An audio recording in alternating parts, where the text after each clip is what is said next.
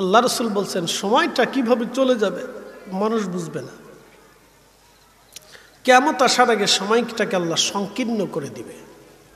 একজনের বিরাট বড় গ্রুপ ইন্ডাস্ট্রির মালিক, সে চিন্তা করলো আমি আরো হব, সে চিন্তা করলো আমি আরো হব। একজনের চিন্তা করে আমি বাংলাদেশের শ্রেষ্ঠ ধনী যদি হতে পারতাম, সে শ্রেষ্ঠ ধনী হওয়ার বাসনায় থাকে আমি যদি শ্রেষ্ঠ ধনী হতে পারতাম। শ্রেষ্ঠ ধনী হওয়ার পরে চিন্তা করে আমি যদি পৃথিবীর সবচেয়ে বড় ধনী হতে পারতাম। তার অর্থ হলো কুকুর শিয়াল তাড়াইতে ব্যর্থ যখন হলো, আপনি তাকে আঘাত করলেন, মারলেন, শাস্তি দিলেন। বাজান, আল্লাহ 60টা বছর ধরে আপনাকে চোখের আলো দিয়েছেন, চোখ দিয়ে দেখার ব্যবস্থা করলেন। যদি চোখের আলো আল্লাহ কেড়ে নিয়ে যায়, পৃথিবীর এমন কি কোনো বিজ্ঞানী আছে আপনার চোখ নতুন করে বানায় দেবে? দুনিয়ার সব নেগেটিভ পজিটিভ দেওয়ার পরেও আমার বান্দা সব কিছু লাথি মেরে ফেলে দিয়ে আমার বেহেশতের বাগানে বসে রয়েছে, আমার জান্নাতের বাগানে আসছে, আমার মসজিদে এসেছে, আমার ইবাদতে বসে গেছে, আমাকে সেজদা দিতেছে। এই ফেরেশতারা তোরা সাক্ষী থাক, আমার বান্দার জীবনের সব গুনাহকে মাফ করে দিলাম। আপনাদের বুঝতে কি কোনো অসুবিধা হচ্ছে? আমরা দূরে অনেক মানুষ আছি, বসে পড়ি ভাই। মানুষের জীবনের সময় তো চলে যায়। এই যে শোনেন, আল্লাহর নবী আমাদেরকে কিয়ামতের আলামতের কথা বলছেন। তার একটা আলামত হচ্ছে মানুষের জীবনের সময় কেমনে চলে যাবে সে বুঝবে না। আপনি এখন দেখবেন, এখন কি মাস চলে? ডিসেম্বর শেষ, ঠিক আছে না? আগামী ডিসেম্বর দেখবেন যে কিভাবে চলে আসবে আপনি নিজেও বুঝবেন না। আল্লাহ রাসূল বলছেন সময়টা কিভাবে চলে যাবে মানুষ বুঝবে না। কিয়ামত আসার আগে সময়টাকে আল্লাহ সংকীর্ণ করে দিবে। সকালে ওষুধ খাইতে খাইতে দুপুর হয়ে যায়, দুপুরে ওষুধ খাইতে খাইতে সন্ধ্যা হয়, সন্ধ্যার সময় চা খাইতে খাইতে এশার আজান হয়ে যায়, এশার আজানে রাখতে নামাজ কালাম পরে বাড়ি এসে নাস্তা করতে করতে একটু ঘুমানোর পরেই দেখবেন ঘুম থেকে উঠে দেখবেন ফজরের আজান পড়ে গেছে। সময় যে কেমনে চলে যায় আপনি বুঝবেন না। তো এই সময় আমাদের জন্য বসে থাকে না, বসেন, জীবনে কাজে লাগবে। একটু সময় হলেও আল্লাহর বেহেশতের বাগানে বসে যান। আহা, এই সময়টা আর জীবনে নসিবে নাও আসতে পারে, ঠিক আছে না ভাই? আমরা যে কখন মারা যাব বলতে পারি? এই রাস্তা দিয়ে বাড়ি পর্যন্ত যাওয়ার সুযোগ আছে? আমার পরবর্তী মাহফিল ধরার মতো কোনো সুযোগ আমার আছে? যদি ফাইসালা শেষ হয়ে যায়, কিচ্ছু করার নেই, কিচ্ছু করার নেই। প্রিয় উপস্থিতি, মনোযোগ দিবেন। মুসলমান, আল্লাহ রাব্বুল আলামিন আমাদেরকে দুনিয়াতে পাঠাইলেন, আল্লাহর একটা উদ্দেশ্য আছে। অবশ্যই আল্লাহর উদ্দেশ্য হলো ইল্লা লিয়াবুদুন,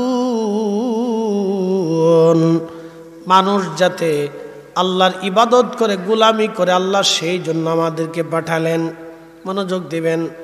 যারা সনাতন ধর্মে বিশ্বাস করে তারা মনে করে সরস্বতী আমাদের একজন দেবী, সে আমাদেরকে বিদ্যা দেয়, সেই জন্য তারা সরস্বতীর পূজা করে। তারা ভাবে দেবী দুর্গা, সে তাকে কি দেয়, এটা তাদের বিশ্বাস। দুর্গা এক জিনিস দেয়, গণেশ আর এক জিনিস দেয়, কালী আর এক জিনিস দেয়, মনসা আর এক জিনিস দেয়, শিব আর এক জিনিস দেয়, লক্ষ্মী আর এক জিনিস দেয়, সরস্বতী আর এক জিনিস দেয়। এইভাবে তারা ভিন্ন ভিন্ন ভিন্ন ভিন্ন করে পূজা করে। আবার কার্তিক পূজা করে, বিভিন্ন ধরনের প্রতিমা বানায় পূজা করে। ভারতের ভিতরে উত্তর প্রদেশে এক ধরনের পূজা, দক্ষিণ প্রদেশে আর এক ধরনের পূজা, কলকাতায় এক ধরনের পূজা। আবার তারা গরু পূজা করে, বলে গরু আমাদের ভগবান, আমাদের দেবতা, এটা তাদের বিশ্বাস। তার মানে বুঝে গেল পৃথিবীতে যত সনাতনী আছে কেউ আল্লাহর ইবাদত করে না। কথা ঠিক আছে না ভাই? জৈন ধর্মের যারা আছে তারা কেউ আল্লাহর ইবাদত করে না। মাজুসি ধর্মের যারা আছে তারা আগুনকে স্রষ্টা মনে করে, বলে আগুন আমার স্রষ্টা, আগুনই আমাদেরকে সব দেয়। তার মানে তারাও আল্লাহকে ইবাদত করে না। খ্রিস্টানরা তারা আল্লাহ বিশ্বাস করে যে আল্লাহ আছে, কবর হবে, হাসর হবে, এগুলি দুই একটা বিশ্বাস করে, আর বাকিটা বলে যে আল্লাহ আছে, কিন্তু আল্লাহর বেটা আছে, স্ত্রী আছে, বউ আছে, ছেলে পেলে আছে। ইহুদিরাও তাই, যে আল্লাহ আছে, আল্লাহর স্ত্রী আছে, আল্লাহর পোলাপান আছে। আচ্ছা বলেন তো, স্বামী স্ত্রী স্রষ্টাকে? না একসাথে বলেন, স্বামী স্ত্রী স্রষ্টাকে? বাচ্চা কাচ্চা স্রষ্টাকে? তো যিনি এই কাম বাসনা কামনা সৃষ্টি করলেন, তিনের আবার কামনা বাসনা পূরণ করার জন্য বউ লাগবে কে? ঠিক আছে রে ভাই, তিনি তো স্রষ্টা। তো যিনি স্রষ্টা, তিনি সৃষ্টি করছেন কামনা বাসনা, তো এটার আবার ওনার দরকারটা কি? তো প্রিয় উপস্থিতি, মনোযোগ দিবেন। তো মানুষ এগুলো বিশ্বাস করে। শিখ যারা আছে তারা গুরু নানকের ভক্ত, তারা ওই কবরের, শিখের কবরের উপরে একটা মূর্তি বানাইয়া, কি বানাইয়া, মন্দির বানাইয়া, স্বর্ণ মন্দির বানাইয়া সেখানে পূজা অর্চনা করে। তো তারাও আল্লাহকে ইবাদত করে না, শুধুমাত্র ইবাদত করে হচ্ছে মুসলমানরা। কথা ঠিক আছে না? আমরা কার ইবাদত করি? এই ইবাদত করার জন্য মসজিদ আমরা বানিয়েছি। কথা ঠিক আছে না ভাই? কেন আল্লাহর ইবাদত করার জন্য আমরা মসজিদ বানিয়েছি? এখানে 5 ওয়াক্ত আজানের পরে জামাতের সাথে নামাজ হবে। আর আল্লাহ আমাদেরকে সৃষ্টি করলেন ইল্লা লিয়াবুদুন, আল্লাহর ইবাদত করার জন্য। প্রিয় সিন্দুর খানবাসী, শাহজাহানপুরবাসী, মনোযোগ দেবেন, ভালো করে শুনবেন আপনারা। আল্লাহ আমাদেরকে দুনিয়াতে পাঠাইলেন আল্লাহর ইবাদত করার জন্যে। এখন বলেন তো, আমাদের যিনি বিদ্যা দেন, বিদ্যাটা কি পাহাড় থেকে আসে? বিদ্যাটা আল্লাহ ব্রেনের ভিতরে আল্লাহ মগজ দেন, মগজের ভিতরে আল্লাহ জ্ঞান আকল দিয়েছেন। একই মাথা, অনেকের ব্রেন দুর্বল, কারো ব্রেন সবল। আল্লাহ কারো ব্রেন সবল করেছেন, কারো দুর্বল করেছেন। কাজী নজরুলের মতো সবার মাথায় ব্রেন একরকম না। কাজী নজরুলের ব্রেন আর আমাদের দেশের নজরুলের ব্রেন একরকম না। কাজী নজরুলের ব্রেন ছিল সাক্কা পাক্কা প্রখর। ছোট্ট এই ব্রেনটা দিয়ে কাজী নজরুল একের পর এক সাহিত্য লিখতে লাগলেন, গ্রন্থ, প্রবন্ধ, কবিতা, কত কিছু। কাজী নজরুল সুন্দর সুন্দর ভাষা দিয়ে, চমৎকার ভাষার মাধুর্যতা দিয়ে কাজী নজরুল লিখে ফেললেন। সবার স্মৃতি মেধা একরকম না। আমাকে দেখতেছেন আপনি, এইখানে 2 ঘন্টা ওয়াজ করার পরে পরবর্তীতে আমি 2 ঘন্টা ওয়াজ করব। দিন রাত 24 ঘন্টার সময় হলো 24 ঘন্টা। তো 24 ঘন্টার 4 ঘন্টায় শুধু আমি মানুষের সাথে কথা বলি, মানুষকে বুঝাই। কালকে মাহফিল আছে আমার 4টে মাহফিলে মিনিমাম হলেও 6 থেকে 7 ঘন্টা আমার আলোচনা করতে হবে। তা আপনার ব্রেন আর আমার ব্রেন একরকম না। এটা সব বক্তাই পারবে না। অনেকে আছে যে হুজুর আধা ঘন্টা করলে তো আমি শেষ হয়ে যাবে, কারণ আপনারটা আর আমারটা একরকম না। এ মগজটা আর আপনার মগজটা একরকম না। আপনার আমার কণ্ঠটা আপনার কণ্ঠটা একরকম না। আমার স্বাস্থ্যটা, শক্তিটা আপনারটা একরকম না। আমি যেমন 4 ঘন্টা ওয়াজ করলে দুর্বলতা আসবে না, এরপরে আরো 4 ঘন্টা করতে পারবো, আপনি 2 ঘন্টা বলতে পারবেন না। এটা দেয় কে? একসাথে বলেন, কে দেয়? না, সরস্বতী দেয়। হিন্দুদের বিশ্বাস অনুযায়ী সরস্বতী দেয়, আমাদের বিশ্বাস অনুযায়ী কে দেয়? একসাথে বলেন, কে? সব কিছুর জন্য এক মালিক কে? আশহাদু আল্লা ইলাহা ইল্লাল্লাহু ওয়াহদাহু লা শারীকা লা, তার কোনো শরীক নেই, তিনি এক, সব কিছুকে তিনি পুঙ্খানুপুঙ্খরূপে নিয়ন্ত্রণ করেন। মনোযোগ দেন, এখন শীতকাল, এরপরেই একটা কাল আসবে, কালের নাম হচ্ছে বসন্ত। বসন্তের পরে আসবে গ্রীষ্ম, গ্রীষ্মের পরে আসবে বর্ষা, বর্ষার পরে আসবে শরৎ, শরতের পরে হেমন্ত, হেমন্তের পরে আবার শীতকাল। পরিবর্তন পরিবর্তন পরিবর্ধন, সংযোজন বিয়োজন করে কে? এটা বাংলাদেশ আবহাওয়া অধিদপ্তরের অধীনে আছে, কোনো সুযোগ নাই। এই যে আপনাদের সিলেটের হাওরে কোটি কোটি মন পানি আসে, কোটি কোটি মন পানি, কোটি কোটি মন, টন ট্রিলিয়ন বিলিয়ন টন মন পানি আসে। এই পানিটা আসার পরে শুধু পানি আসে না, পানির সাথে মাছও আসে। একসাথে বলবেন আল্লাহু আকবার। সারা হাওরে মাছ আর মাছ, মাছ আর মাছ, মাছ আর মাছ, কোটি কোটি মন মাছ, কোটি কোটি মন মাছ জেলেরা মেরে মেরে বিক্রি করলো। একটা দিনের জন্য আল্লাহ বিল চেয়ে বলেন আমাকে ট্যাক্স দিয়ে দাও। প্রত্যেক বছর বাংলাদেশের ধনী যারা আছে তাদেরকে ট্যাক্স দিতে হয়। আমরা যারা আলেম ওলামা আছি, পয়সা করি হয়ে গেছে, আমাদেরকেও ট্যাক্স প্রত্যেক বছরে বছরে সরকারকে বুঝিয়ে দিতে হয়। আমার ইনকাম অনুযায়ী কী পরিমাণে ট্যাক্স সরকার প্রত্যেক বছরে নিয়ে চলে যায়। বিদ্যুতের বিল দিতে হয়, মোবাইল থেকে সরকার ট্যাক্স কেটে নেয়। প্রত্যেকটা ফাংশন থেকে সেকশন থেকে সরকার ভ্যাট ট্যাক্স কেটে কেটে নিয়ে হাজার হাজার বিলিয়ন ট্রিলিয়ন কোটি ট্যাক্স রাজস্ব আয় সরকারের কোষাগারে জমা হয়ে যায়। হাজার হাজার কোটি টাকা সরকারের রাজস্ব কোষাগারে জমা হয়, হাজার হাজার কোটি টাকা জমা হয়। বন্ধু মনোযোগ দিবেন, এই জন্য সরকারি কোষাগারে যারা যায় ওই অর্থ দেখার পরে তাদের মাথায় কাজ করে না, এই জন্য চুরি চাপটামি করে। চোরে ভরে গেছে সারা দেশ, চোরে ভরে গেছে। ওই টাকা দেখার পরে, অর্থ দেখার পরে এই সমস্ত ফাংশনে যারা থাকে মাথায় কাজ করে না, তখন চুরি করে। চিন্তা করে আমাকে কোটি কোটি টাকার মালিক হইতে হবে।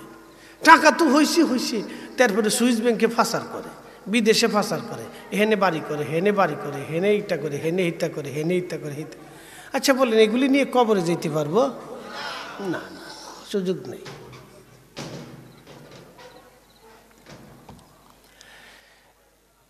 শাহজাহানপুরবাসী খুব মনোযোগ দেবেন, শ্রীমঙ্গলবাসী,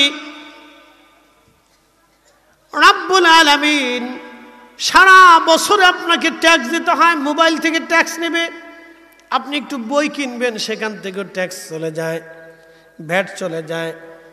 ভালো ভালো খাবারের ভিতর থেকে সরকার ভ্যাট কেটে নেয়, তাই না ভাই? ভ্যাট নিয়ে যায়, ট্যাক্স নিয়ে যায়, এগুলি নেয় সরকার।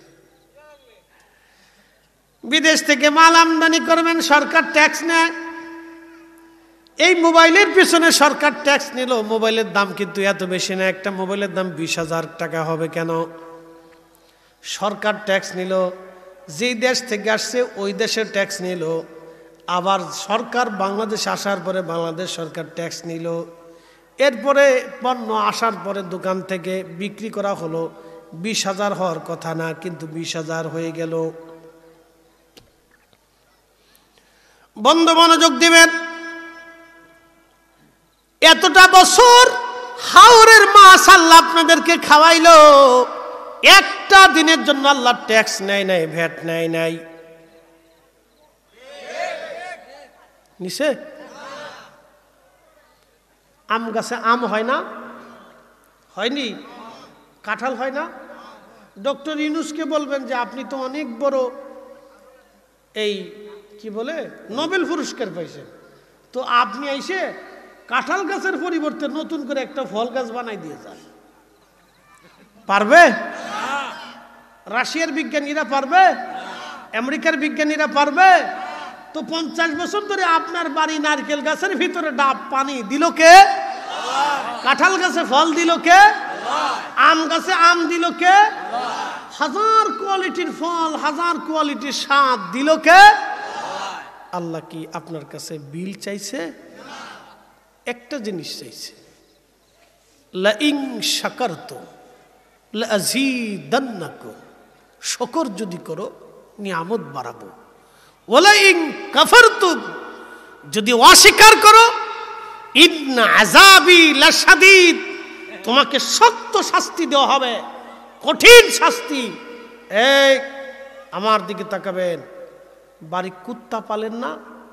কুত্তাকে খাবার দেন, ভালো করে আদর যত্ন করে কুত্তারে খাবার দেওয়ার পরে শিয়াল এসে যখন মুরগি ধরে নিয়ে গেল, তখন মালিক লাঠি নিয়ে আরে কুত্তা, তোরে প্রত্যেক দিন খাবার দেই, মুরগি চুরি করে নিয়ে গেল শিয়াল, তুই আমার মুরগি ঠেকাইতে পারলি না, লাঠি দিয়ে কুত্তারে কায়দা মতো পিটুনি দেয়।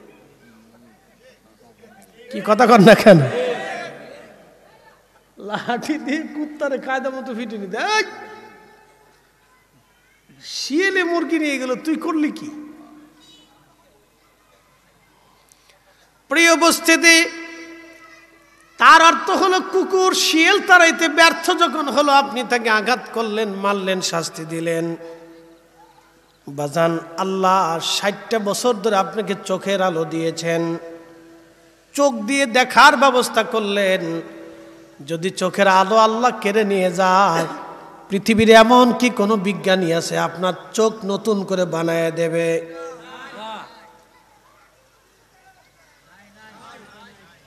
পারবে? কিডনি যদি একটা পয়সা যায়, পৃথিবীর এমন কি কোনো বিজ্ঞানী আছে আপনার নতুন করে একটা কিডনি বানাইয়া আপনার কিডনির এখানে স্থাপন করে দিবে? না না না, পৃথিবীর কোনো বিজ্ঞানী আপনার একটা কিডনি বানিয়ে দিতে পারবে না, আপনার একটা চক্ষু বানিয়ে দিতে পারবে না। কোনো কারণে যদি আপনার একটা জিহ্বা কেটে যায়, তাহলে বলেন তো পৃথিবীর কোনো বিজ্ঞানী আপনার জিহ্বা বানিয়ে দিতে পারবে? এত কিছু আল্লাহ দেওয়ার পরও আপনি আল্লাহ মানলেন না। যখনই মানবেন না, তখনই রব বলে দিলেন, ইন্নাল্লাযীনা কাফারু মিন আহলিল কিতাবি ওয়াল মুশরিকিনা ফি নারি জাহান্নাম খালিদিনা ফিহা।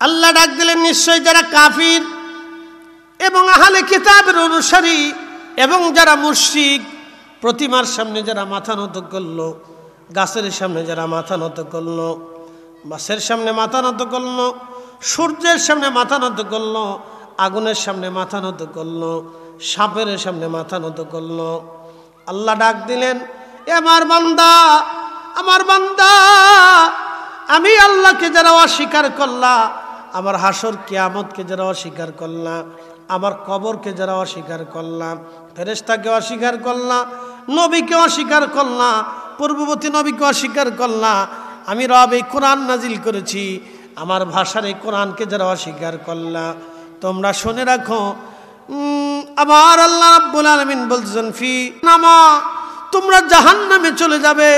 জাহান্নামটা একটা জায়গার নাম, জাহান্নামটা একটা স্থানের নাম, একটা শাস্তির নাম, একটা জগতের নাম।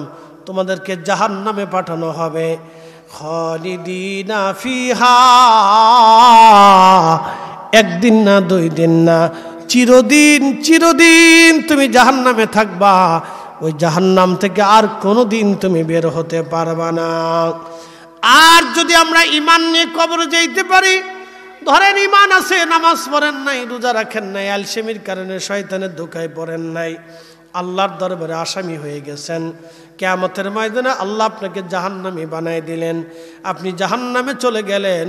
কিন্তু একদিন না একদিন আমার আল্লাহ আপনারে মাফ করিয়া, আমার নবীর সুপারিশের কারণে আল্লাহ আপনাকে ক্ষমা করে, শাস্তি টাস্তি দিয়া, লাঠি লুঠি দিয়ে পিটে পিটে মাইরে ধইরা আল্লাহ আপনারে আবার নিয়া তাসনিম নদীর পানি দিয়ে গোসল করাইয়া, নূরের চেহারা দিয়া আল্লাহ আপনাকে জান্নাতে নিয়া, দুনিয়ার সমান 10টা পৃথিবীর সমান একটা জান্নাত আল্লাহ আপনাকে দিয়ে দেবে। কয়টা পৃথিবীর সমান দিবে? জোরে বলেন, কয়টা? এখানে 10 বিঘা জমির মালিক কেউ আছে? 10 বিঘা। আমাদের দেশে 56 শতকে 1 বিঘা। আপনাদের দেশে কত শতকে? 30 শতকে 1 কিয়ার।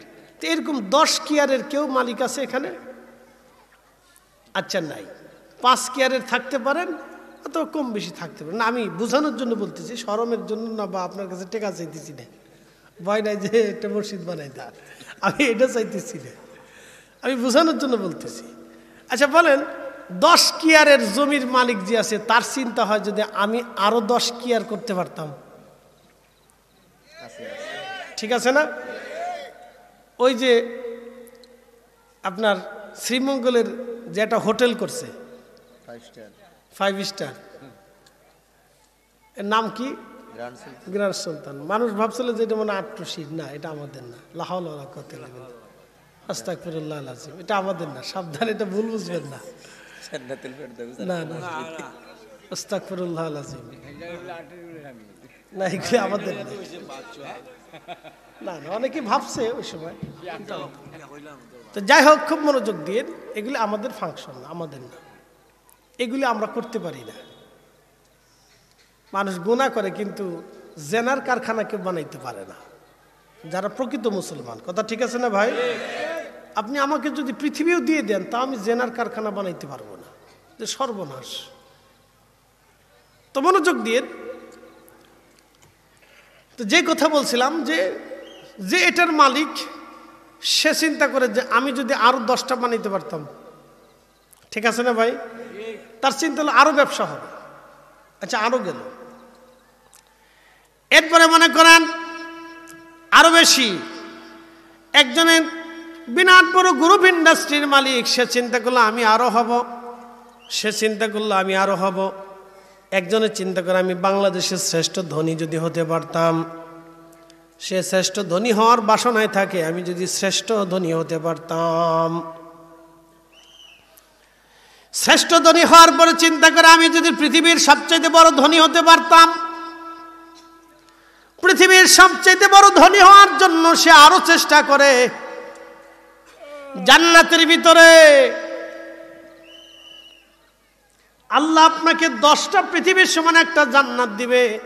তখন আপনি জান্নাতে ঢুকে দেখবেন, হাই হাই, 10,000 পৃথিবীর সমান আল্লাহ একজনকে জান্নাত দিছে। তখন আপনার চিন্তা হবে, হাই রে, আমি যদি দুনিয়াতে নামাজ কালাম জিকির ফিকির করতাম তাহলে আজকে 10,000 দুনিয়ার সমান একটা জান্নাত পাইতাম। আমার হুর গিলমান দিয়ে আরও আল্লাহ আমাকে অনেক স্ত্রী দিত, আমাকে অনেক জায়গা জমি বরাদ্দ করে দিত, আমি আরামে আয়েশে জান্নাতের মধ্যে থাকতাম। তখন আফসোস করতে থাকবে, আফসোস চলতে থাকবে। ওই সময় জান্নাতীরা আফসোস করবে, হায় হায়, আমি যদি দুনিয়াতে আরো বেশি রোজা রাখতাম। জান্নাতেও আফসোস চলবে, আফসোস মিটবে না। একসাথে বললেন আল্লাহু আকবার। সর্বশেষ আল্লাহ যাকে জান্নাতে পাঠাবে, এর জাহান্নামে পিটাইতে পিটাইতে পিটাইতে পিটাইতে কালা বানাই ফেলবে। উরে মার কারে কয়, মারতে মারতে পুরাইতে পুরাইতে হেরার আর নাই কিছু। পরে জান্নাতে নিয়ে পানি দিয়ে গোসল করানোর পরে তো চেহারা নুরানি হবে। আল্লাহ বলবে জান্নাতে চলে যাও। তো ঢুকে দেখবে আর জায়গা নাই। চিন্তা করতে পারছেন, আর জায়গা নাই। আল্লাহ সব জায়গা তো বরাদ্দ হয়ে গেছে, বলবে যাও, তুমি পাইতেছো না, তোমার 10টা পৃথিবীর সমান একটা জান্নাত তোমার দিয়ে দিলাম, যাও। আল্লাহর কি জায়গার খুব মনে হয় অভাব পড়ছে নাকি কর?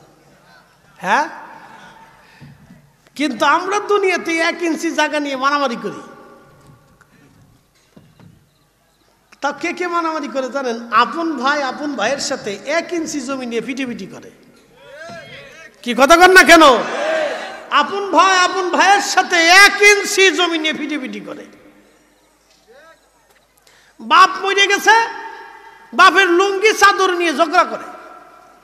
কি কথা কর না কেন? আর ইন্ধন দেয় হলো ঘরের বেডি, ঘরের মহিলা হলো চাবি মারে। হাতে বিরাট বড় ফার্স্ট লেডিস নাকি লেডিস ফার্স্ট, কোনটা কয়? হ্যাঁ, লেডিস ফার্স্ট, লেডিস ফার্স্ট, হাতে খালি চাবি মারে। আপনি যত সময় পর্যন্ত আনতে না পারবেন তত সময় কানের কাছে খালি গেনুর গেনুর গেনুর গেনুর গেনুর গেনুর গেনুর গেনুর করতেই তাই। শয়তান আপনারে না পাই হেরে খেলে চাবি দেয় শয়তানকে, তুই গাইতে থাক গাইতে থাক গাইতে থাক। তখন স্ত্রীর কথা শুনে যদি মাথা গরম করেন তাহলে যুদ্ধ লেগে যাবে, আপনি ধ্বংস হয়ে যাবেন। এই জন্য ওই সময় আপনাদেরকে মাথা ঠান্ডা রাখতে হবে। প্রিয় উপস্থিতি, জীবনের আসল কথাগুলি আপনাদেরকে শোনাইলাম। আল্লাহ আমাদেরকে বুঝার তৌফিক দিক, সকলে বলেন আমিন। প্রিয় মুসলমান, শ্রীমঙ্গলবাসী মনোযোগ দিয়ে কথাগুলি শুনবেন। রব্বুল আলামিন আমাদেরকে দুনিয়াতে পাঠাইলেন, এত নাজ নিয়ামত আল্লাহ দিলেন, আমাদের কাছে বিল চাইলেন না, টাকা চাইলেন না, অর্থবিত্ত কিছু চান নাই। আল্লাহ চাইছেন তার আনুগত্য, আনুগত্য, আনুগত্য। আল্লাহ চেয়েছেন আনুগত্য। বলে আনুগত্য কি? এই মাহফিল আপনি বসেছেন, আপনি ইচ্ছা করলে চলে যেতে পারেন, ইচ্ছা করলে নাও আসতে পারেন, ঠিক আছে না ভাই? এই মাহফিলে ঢোকার জন্য কি কোনো শর্ত পূরণ করতে হয়েছে? আপনি ইচ্ছা হয়েছে বসছেন, না হলে চলে যাবেন। আপনাকে কেউ বাধাও দিবে না, ধরেও রাখবে না। আপনার ইচ্ছাতে আপনি আসছেন, আবার ইচ্ছাতেই চলে যাবেন। কিন্তু আপনি ইচ্ছা হওয়ার পরেও চলে না যায় আপনি বসে রয়েছেন। আনুগত্য কার? না না, একসাথে বলেন কার? একসাথে বলেন কার? আজান দিছে, হাইয়া আলাস সালাহ,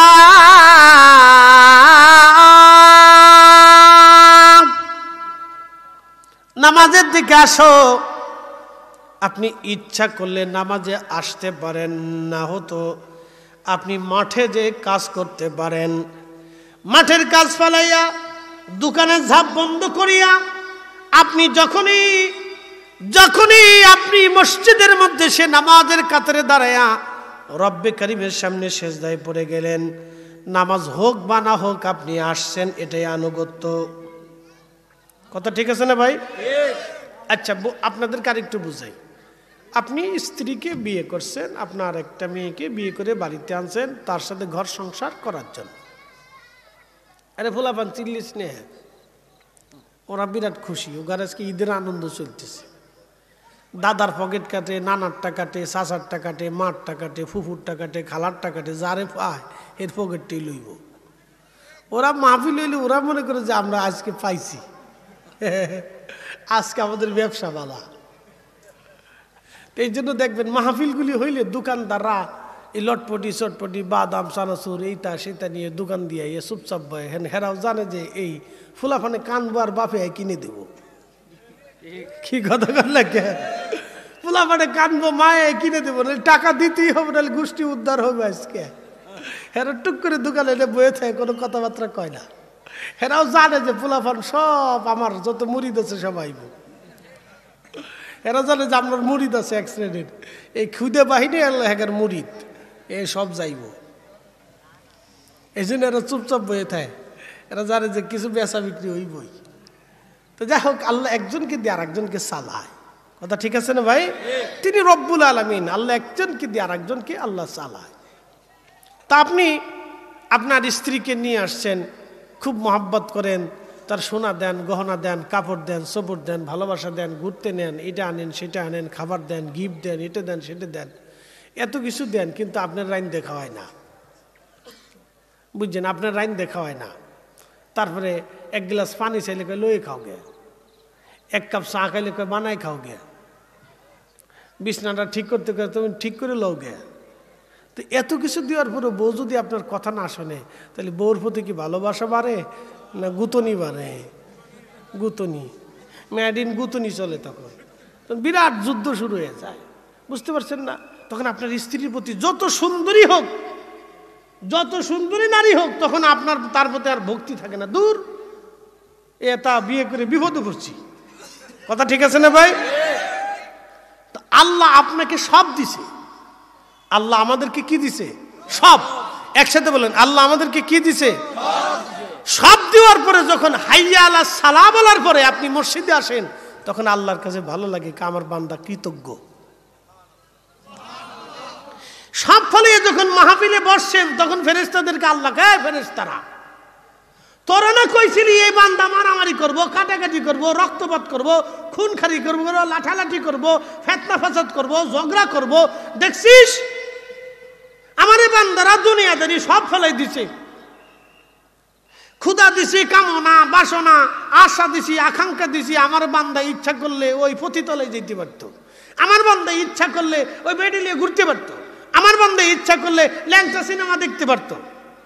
কি কথা কন নাকি? দেখতে পারেন? আমাদের মোবাইলে কি দেখা যায় না? কথা কন না কেন, দেখা যায় না? আমরা ইচ্ছা করলে সারা রাত বইবে গাড়ির মধ্যে দেখতে পারি, কি কথা কন না কেন, দেখতে পারি না? কিন্তু দেখি না। ভয়টা কার? একসাথে বলেন, কার? আল্লাহর। ইচ্ছা করলে এই মোবাইল দিয়ে অনেক কিছু দেখা যায়, কিন্তু আমরা ইচ্ছা করলেও দেখি না। কারণ দেখলে জবানের ফুয়ুজত নষ্ট হয়, চোখের ফুয়ুজত নষ্ট হয়ে যায়, আল্লাহর কালামের ফুয়ুজত নষ্ট হয়ে যায়। তখন এত সুন্দর সুন্দর বাক্য আপনারা শুনতে পারতেন না। বুঝতে পারছেন? হিসাব আছে তো, খুব মনোযোগ দিয়ে। প্রিয় উপস্থিতি, যখনই আপনি শয়তানকে লাথি মেরে আল্লাহর আনুগত্যের জন্য বসে যাবেন, তখন আল্লাহ ডাক দেখে, ফেরেশতারা, দেখছিস তোরাই না বলছো আনাহনু নুসাব্বিহু বিহামদিকা ওয়া নুকাদ্দিসু লাক, তোমরাই বলে জিকির করো, তোমরা বলে ফিকির করো, তোমরাই বলে তাসবিহ করো। দেখো আমার বান্দারা কাম, ক্রোধ, লোভ, মোহ, হিংসা, কামনা, বাসনা, আশা, আকাঙ্ক্ষা, রিয়া, দুনিয়ার সব নেগেটিভ পজিটিভ দেওয়ার পরেও আমার বান্দা সব কিছু লাথি মেরে ফেলে দিয়ে আমার বেহেশতের বাগানে বসে রয়েছে, আমার জান্নাতের বাগানে আসছে, আমার মসজিদে এসেছে, আমার ইবাদতে বসে গেছে, আমাকে সেজদা দিতেছে। এই ফেরেশতারা তোরা সাক্ষী থাক, আমার বান্দার জীবনের সব গুনাহকে মাফ করে দিলাম। আরো জোরে জোরে জোরে জোরে জোরে। খুশি হয় কে? কে? এটার নাম আনুগত্য। এটার নাম কি? আনুগত্য, আল্লাহর আনুগত্য। প্রিয় উপস্থিতি, মনোযোগ দিবেন। পূর্ব জামানাতে ইমাম আবুল ফারাজ ইবনুল জৌজি রাহিমাহুল্লাহ একটা ঘটনা লেখেন। পূর্ব জামানার একজন যুবক, সে বড় আবেদ, 24 ঘন্টা আল্লাহর ইবাদতে কাটায়। নিজের একটা খানকার মধ্যে, নিরিবিলি খানকাতে 24 ঘন্টা ইবাদত করে। ওই এলাকার কিছু বখাটে আজেরে বাজারে কিছু মানুষ ছিল, তারা চিন্তা করলো এই যুবকটাকে আমরা একটু ধোঁকা দেই। দেখবেন আপনি যখন ভালো কাজ করবেন তখন আপনার পিছনে মানুষ লেগে যাবে। কথা ঠিক আছে না? ভালো কাজের পিছনে কিছু মানুষ লেগে যাবে। এই যে মাহফিল করতেছেন, কিছু লোক হাই মাহফিল দিয়ে কিতাব হয়, কিছু মানুষ আছে কইল টাকা তো দিতই না, আরো সমালোচনা করবো, কিতাব হয় এটা দিয়ে হয় কি? হ্যাঁ, এটা দেও কে? এখন আপনাদেরকে বলি, শোনেন, এগুলি কেন হয়, কেন দরকার? হিন্দুদের কীর্তন হয় না ভাই? কি কথা কর না কেন? কীর্তন হয় না? আমরা মাহফিল দিই, হেরা কীর্তন দেয়। তারা সমাবেশ করে, নাম যজ্ঞ, দেখবেন তাদের ওই যে কি বলে, আরো 45 দিন ব্যাপী, 40 দিন ব্যাপী, 1 মাস ব্যাপী, 7 দিন ব্যাপী, 10 দিন ব্যাপী তারা কীর্তন দেয়। তারা তাদের ধর্মের গুণগান, গুর কীর্তন মানুষদেরকে বুঝায়। আল্লাহ রাসূল বলেন, আদ-দীনুন নাসিহা, দিন নসিহতের উপর নির্ভর করে। মাহফিল বন্ধ করে দেন। বাংলাদেশে আমি আপনাদেরকে বলি, বাংলাদেশে একজন পীরের দরবারেও ইসালে সোয়াব, মাহফিল, ওরস যা আছে সব বন্ধ করে দেন। বাংলাদেশের ইজতেমা বন্ধ করে দেন। বাংলাদেশের সব মাহফিল বন্ধ করে দেন। বাংলাদেশের সব ঘরানার সব মতের মাহফিল বন্ধ করে দেন। বাংলাদেশের সব মসজিদের প্রত্যেক জুমার ওয়াজ বন্ধ করে দেন। 5 বছর পরে যদি এদেশের নারীরা হাফ প্যান্ট পরে রাস্তা দিয়ে না হাঁটে, তা আমি ঘড়ির বদলতে চুরি পরব।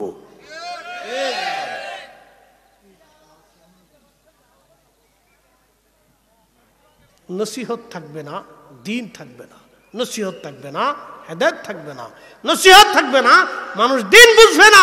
যত ওয়াজ হবে তত বেশি লাভ হবে, যত মাহফিল হবে তত উম্মতের উপকার হবে। কথা কন না কেন? যারা বন্ধ করতে চায় সব আল্লাহর দুশমন। যারা বলেন কার দুশমন? একসাথে বলেন কার দুশমন? আল্লাহর দুশমন। যারা বন্ধ করতে চায় ওরা আল্লাহর দুশমন।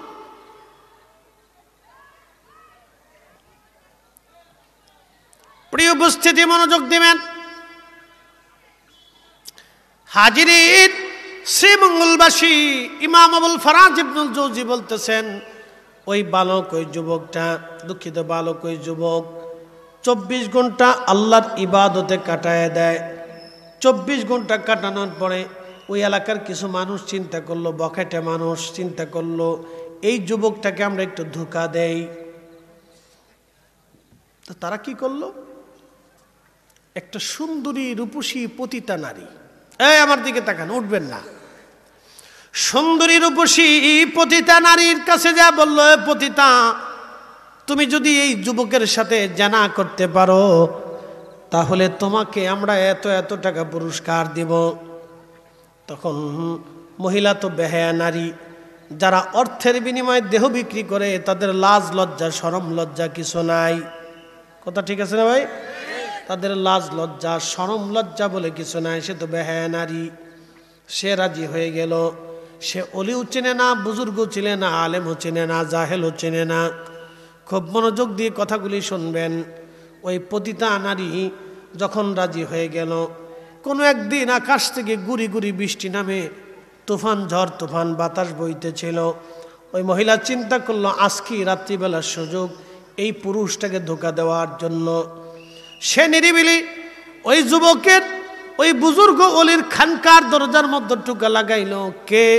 বলে আমি একজন নারী বিপদে পড়েছি, এই ঝড় তুফানের মধ্যে কঠিন মুসিবতে পড়ছি, আপনি আমার দয়া করেন, বিপদ থেকে উদ্ধার করেন, দরজা খুলে ভিতরে নিয়ে যান, কারণ এই রাত্রিবেলা আমি পথ হারিয়ে ফেলছি, আমি এখন কোথায় যাব কোনো দিশে খুঁজে পাচ্ছি না, আপনি সাহায্য না করলে আমি ক্ষতিগ্রস্ত হব। তো বুজুর্গ যারা থাকে তাদের মন সবসময় সহজ সরল থাকে, তারা এত পেঁচ গোছ রাজনীতি ফাজনীতি বুঝে না, এত ফেঁচাফেঁচি তারা বুঝে না, তাদের দিল মন সবসময় সহজ সরল থাকে, আল্লাহর দিকে রুজু থাকে, এত ফেঁচ গোছ তারা বুঝে না। বন্ধু মনোযোগ দিবেন তো, ঠিক বুজুর্গ দরজা খুলে দিলেন। খুলে দেওয়ার পরে মহিলাকে বললেন ঠিক আছে আপনি বিপদগ্রস্ত, তার খানকার ভিতরে পর্দা টানাইয়া তাকে আলাদা জায়গা করে দিলেন, আপনি বিশ্রাম করেন, সকালবেলা আপনি চলে যাবেন। এই কথা বলে বুজুর্গ প্রদীপ জ্বালায় দিয়ে তিনি নামাজে দাঁড়ায় গেলেন। কিন্তু মেয়েটার উদ্দেশ্য তো খারাপ, সে খারাপ উদ্দেশ্য নিয়ে আসছে। খারাপ উদ্দেশ্য নিয়ে আসার পরে এই যুবকের দিকে ওই মেয়েটা তার আসল রূপ দেখানোর জন্য সে তার রুম থেকে অঙ্গভঙ্গি দিয়ে, অর্থাৎ তার সৌন্দর্য অর্ধ উলঙ্গ হয়ে সেই যুবকের সামনে বারবার জেনা করার জন্য অঙ্গভঙ্গি দেয়। ঠিক তখন এই যুবকের মন বারে বারে জেনার দিকে ঘুরে যাচ্ছিল। সে নামাজের দিকে তার মনটাকে রাখতেই পারতেছিল না। সে তার নফসের সাথে অনেক বড় যুদ্ধ শুরু করলো, আমি কি জেনা করব না নামাজ পড়ব, নাকি জেনা করব না নামাজ পড়ব। কঠিন এই মুহূর্তে যুবকটা বড় পেরেশানির মধ্যে পড়ে গেল। বারবার বারবার মন জেনার দিকে ঘুরিয়ে ঘুরিয়ে নিয়ে যাচ্ছি। এই যুবকটা চিন্তা করলো না না না না, জেনা করলে তো আমি জাহান্নামী হয়ে যাব, আল্লাহর জাহান্নামের শাস্তি ভোগ করার আগে অবশ্যই আমাকে দুনিয়ার আগুন পুরাই, দুনিয়ার আগুনে পুড়ে এ আমার দেহ, তুমি জেনা করতে চাও তাহলে শোনো হে নফস, জেনা যেহেতু করবা জাহান্নামের আগুন সহ্য করার আগে দুনিয়ার আগুন তুমি সহ্য করে নাও। এই কথা বলে প্রদীপ জ্বলতেছিল, এই প্রদীপের মধ্যে তার একটা আঙ্গুল ঢুকায় দিল, আগুনে আঙ্গুল পুড়তে লাগলো, সে আঙ্গুল পুড়িয়ে ফেললো। এরপরে আবার নামাজে দাঁড়ায় গেল, তার জেনার থেকে মন ছুটে গেল, আবার নামাজে দাঁড়াইলো। ওই মেয়েটা আবার চেষ্টা করলো অঙ্গভঙ্গি দিয়ে, তখন যুবকের মনটা আবার জেনার দিকে ঘুরে যাচ্ছে। সে আর একটা আঙ্গুল পুড়িয়ে ফেলল। এইভাবে সারা রাত্র ওই নারীর থেকে, জেনার থেকে বাঁচার জন্য সে একটা না দুইটা না 10টা আঙ্গুল সে পুড়িয়ে ফেলল। একসাথে বলবেন আল্লাহু আকবার। তেলের গাড়ি তেলে চলে,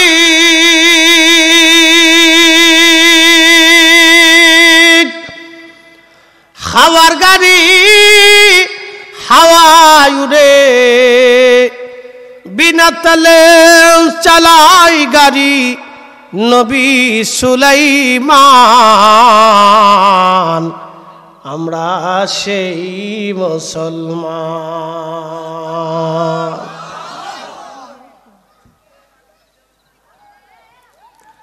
আল্লাহর নবী বলে দিলেন, উম্মত কিয়ামতের আগে আমার উম্মতের মধ্যে জিনা বাড়বে, প্রকাশ্যভাবে আমার উম্মত জিনা করবে, প্রকাশ্য উম্মত জিনা করবে। প্রশ্ন রাখতে পারেন ফরিদি হুজুর, এটা কি করে সম্ভব? হ্যাঁ, পৃথিবীর দামি দামি সি বিচগুলি যেগুলি আছে, সমুদ্রের পার আপনি যে যদি দেখেন, শুধু যে দেখবেন প্রকাশ্য জেনা কেমনে হয়।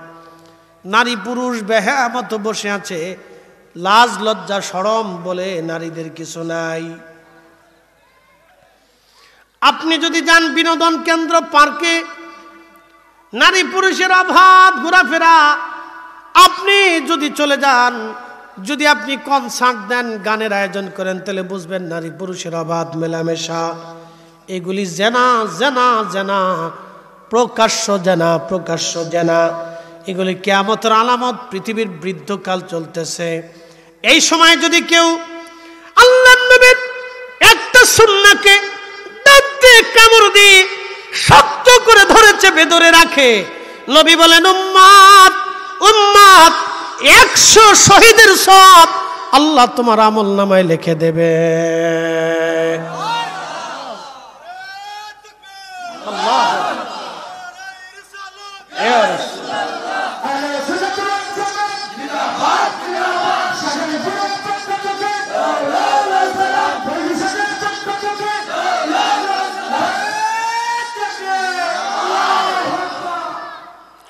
এই কঠিন মুহূর্তে নবীজির সুন্নাহকে আঁকড়ে ধরে রাখতে হবে। বড় কঠিন সিচুয়েশন, এখন কঠিন সিচুয়েশন। পৃথিবীর উন্নত বিশ্বগুলিতে যদি যাবেন তো দেখবেন, হ্যাঁ, বেলাদতুর রসুল পর্যন্ত মুক্ত হচ্ছে না। এখন আপনি গা শির উঠবে।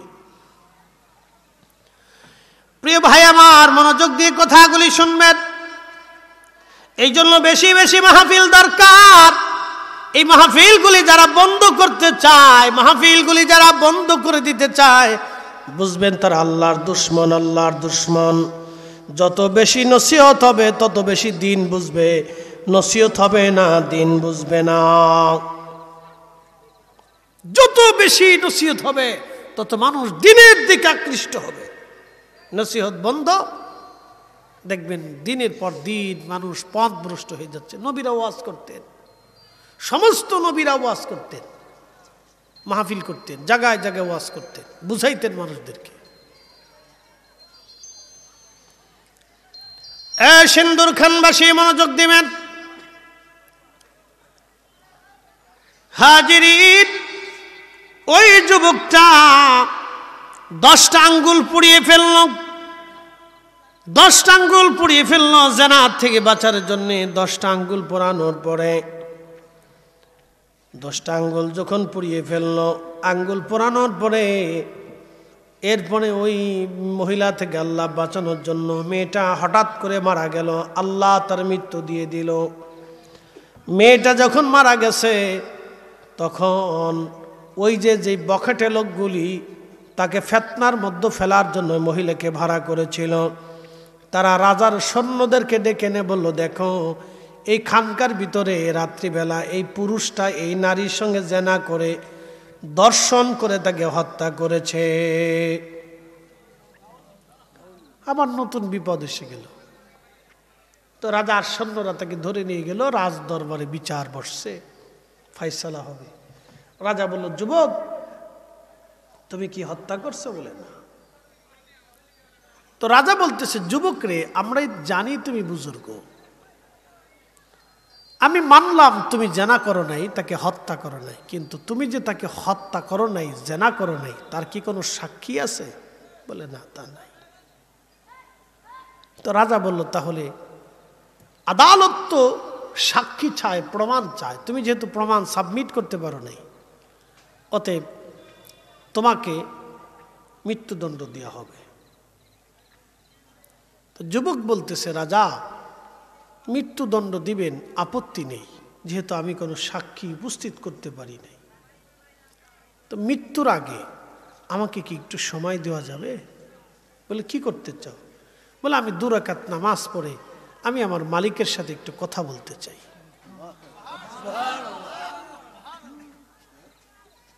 করাকাত 2 রাকাত নামাজ পড়ে আমি আমার মালিকের সাথে কথা বলতে চাই।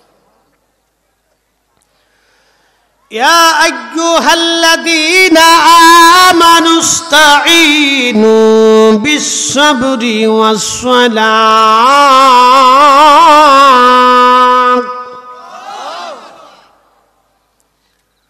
রব্বুল আলামিন জানিয়ে দিলেন, হে ইমানদার ইমানদার ইমানদার ইমানদার, তোমরা আমি আল্লাহর সাহায্য নাও। 2 পদ্ধতিতে সাহায্য নেবা। এক পদ্ধতির নাম হলো সালাত, আর এক পদ্ধতির নাম সবর। সালাত এবং সবরের মাধ্যমে তোমরা আমি আল্লাহর সাহায্য নাও, আমি আল্লাহর সাহায্য চাও। নামাজের মাধ্যমে তুমি সাহায্য নাও। খুব মনোযোগ দিবেন। হযরত ইমাম আহমদ ইবনে হাম্বল 10টা বছর ওনাকে জেলখানার মধ্যে পিটানো হয়েছিল। আহমদ ইবনে হাম্বল 6 লক্ষ হাদিসের হাফেজ ছিলেন। 6 লক্ষ হাদিস ওনার মুখস্থ ছিল। 80 বার আমার নবীর সাথে স্বপ্নে দেখা হয়েছে। আহমদ ইবনে হাম্বল জেলখানার মধ্যে 4টা বছরও জেল খেটেছেন তিনি। আল্লাহ আল্লাহ, 4টা বছর প্রত্যেক দিন তাকে জেলখানার মধ্যে 10টা করে চাবুকের পিটুনি মারা হতো। কোনো ওষুধ তাকে দেওয়া হতো না। 4 বছরে 10টা করে চাবুক যদি মারা হয় তাহলে বুঝেন 4 বছরে কতটা চাবুকের বাড়ি উনি সহ্য করেছেন। পিঠ কেটে রক্ত বেরিয়ে ঘা হতো, ওই ঘার উপরে আবার মারা হতো, ওই ঘায়ের উপরে আবার মারা হতো, ওই ঘায়ের উপরে আবার মারা হতো। 4টা বছর ঘা হতে হতে হতে হতে 4 বছর ওনার কোনোদিন ঘা শুকাই নাই। পচে গেল গোশত, চামড়া পচে গেল, রক্ত বের হতো, কলতানি পড়তো। ওই অবস্থায় তিনি নামাজ পড়তেন। একজন জেলখানার কয়েদি বলল, ইমাম, আপনার শরীর থেকে রক্ত পড়ে, শরীর থেকে আপনার কলতানি পড়ে, এই অবস্থায় আপনি কি করে নামাজ পড়েন? ইমাম আহমদ ইবনে হাম্বল বলতেন, ও আল্লাহর বান্দা, হযরত ওমরকে যখন হত্যা করার জন্য ছুরিরাঘাত করা হলো তখন 3 দিন পর্যন্ত তার শরীর থেকে রক্তক্ষরণ হয়েছিল। ওই 3 দিনে হযরত ওমর 1 ওয়াক্ত নামাজ কাজা করে নাই। ইমাম তেলের গাড়ি তেলে চলে,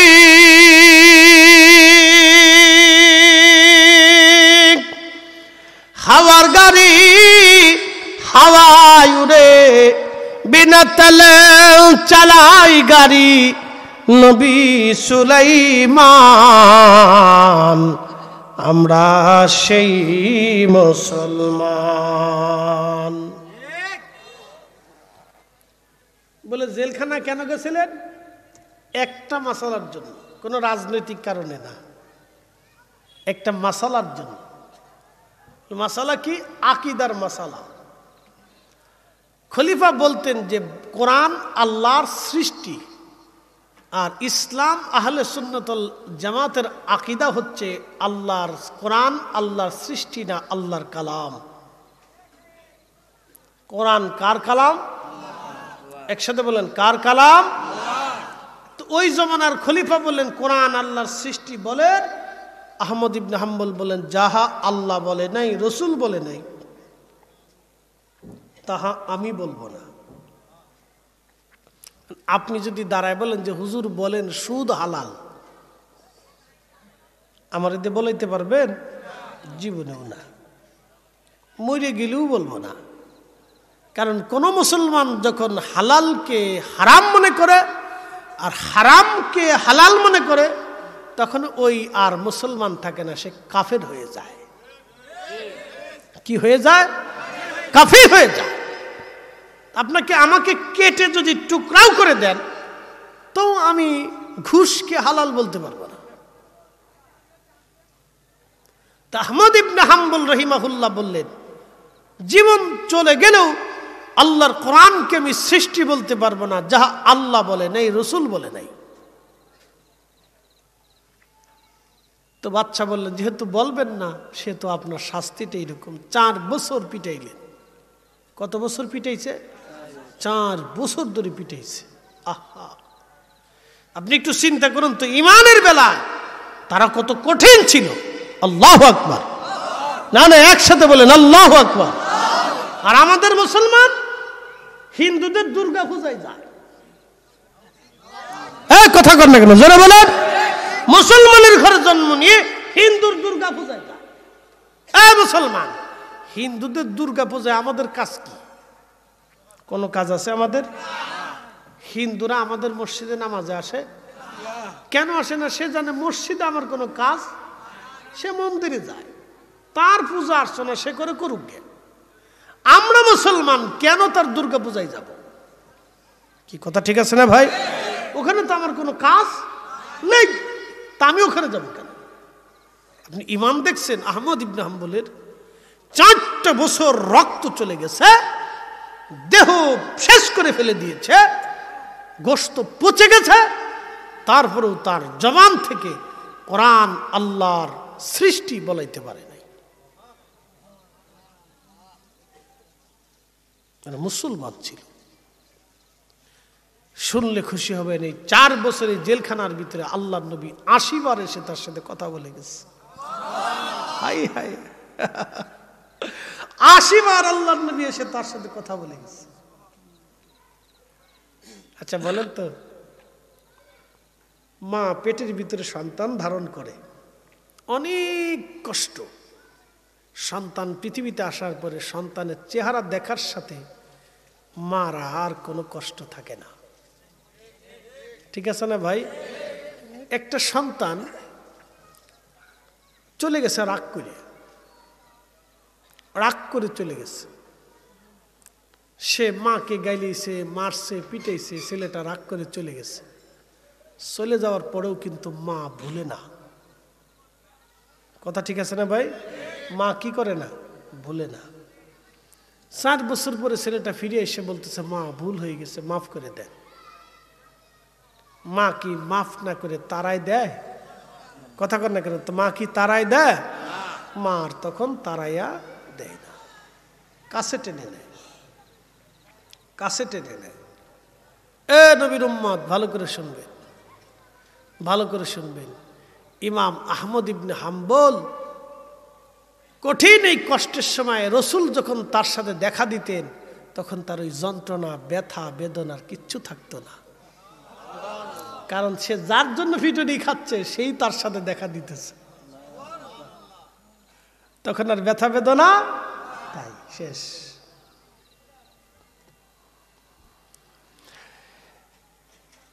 শ্রীমঙ্গলবাসী মনোযোগ দিবেন। 4 বছর পর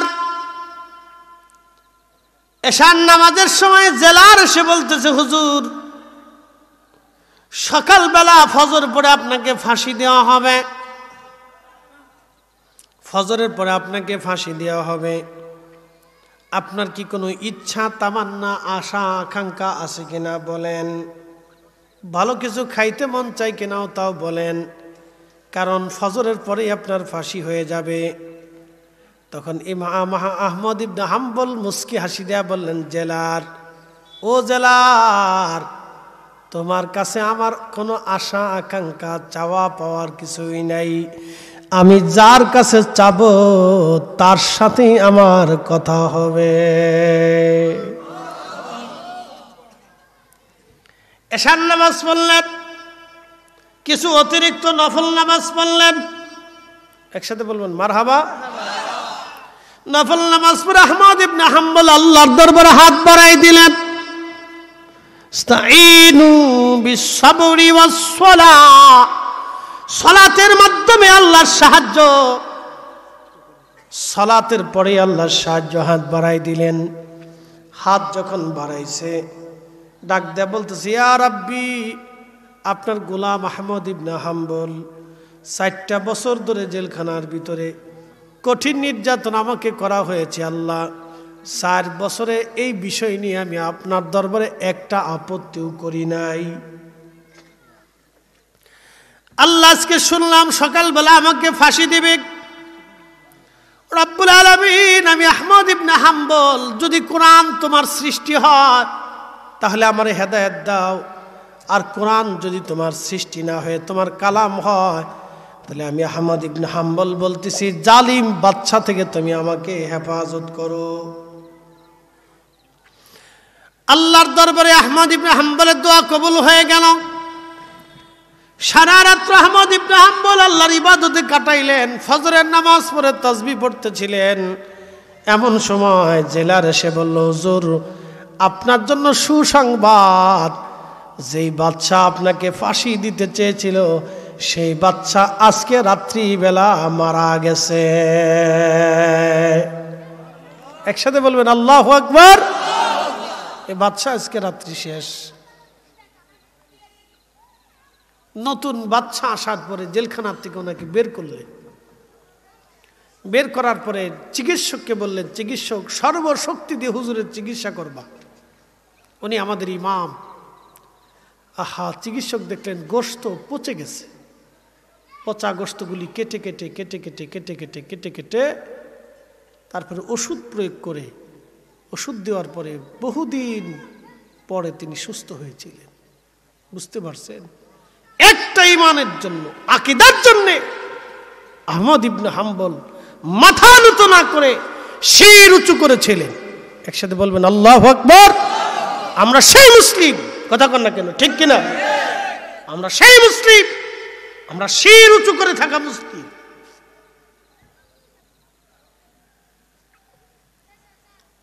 তো যুবক আল্লাহর দরবারে হাত বাড়াই দিচ্ছে। মনে আছে নি ওয়াজটা? এই বুজুর্গ যুবক 2 রাকাত নামাজ পড়ে হাত বানিয়েছে, ইয়া রাব্বি, আমি তো জেনাও করি নাই, তাকে হত্যাও করি নাই, যেহেতু আমি অন্যায় করি নাই তাহলে আমি জানি তুমি রব্বুল আলামিন আমাকে শাস্তি দেবা না। আল্লাহ, আমি জানি তুমি আমাকে শাস্তি দেবা না, কিন্তু ইয়া রাব্বি, বাদশা আমাকে ফাঁসি দিতে চায়, মৃত্যু নিয়েও আমার কোনো ভয় নাই। আজ মরি কাল মরি তো মরতেই হবে, আমি তাও জানি আল্লাহ। কিন্তু আমি যখন এই মুহূর্তে মারা যাই তাহলে বহু আবেদ এবং আলেমের কলঙ্ক হয়ে যাবে, যে আলেম এবং আবেদরা জেনা করে এবং ধর্ষণ করে মানুষ হত্যা করে। আল্লাহ, মানুষ আবেদ আলেমদেরকে গালি দিবে। দেখলেন না কয়দিন আগে একটা হিল্লা বিয়ের নাম দিয়ে মসজিদের ভিতরে জেনা করে ফেলছে। শতান কোথাকার, ওরে জুতা দিয়ে বাইরের দরকার ছিল, কথা কন না কেন? ওরা মসজিদ থেকে তাড়াই দিল কে? মসজিদের সামনে ওরে বাইন দিয়ে জুতা দিয়ে বাইরের দরকার ছিল। কি কথা কন না কেন? জোরে বলে। মসজিদ কমিটির উচিত ছিল ওর মসজিদের সামনে ধরিয়ে এনে বাইন দিয়ে কায়দা মতো জুতা দিয়ে পিটাইতে।